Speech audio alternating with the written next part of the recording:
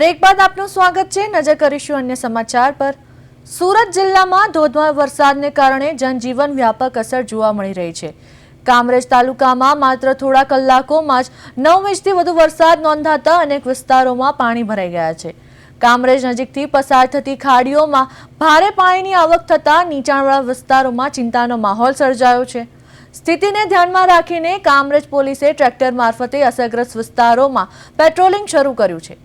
ખાડીઓ નજીક આવેલી સોસાયટીઓમાં જઈ લોકોને સાવચેત રહેવા અપીલ કરવામાં આવી છે અને કોઈપણ પ્રકારની મુશ્કેલી કે મદદની જરૂર હોય તો તાત્કાલિક કામરેજ પોલીસનો સંપર્ક કરવા સૂચના આપવામાં આવી છે। પોલીસ અને તંત્ર સતત સ્થિતિ પર નજર રાખી જરૂરી કાર્યવાહી કરી રહ્યું છે।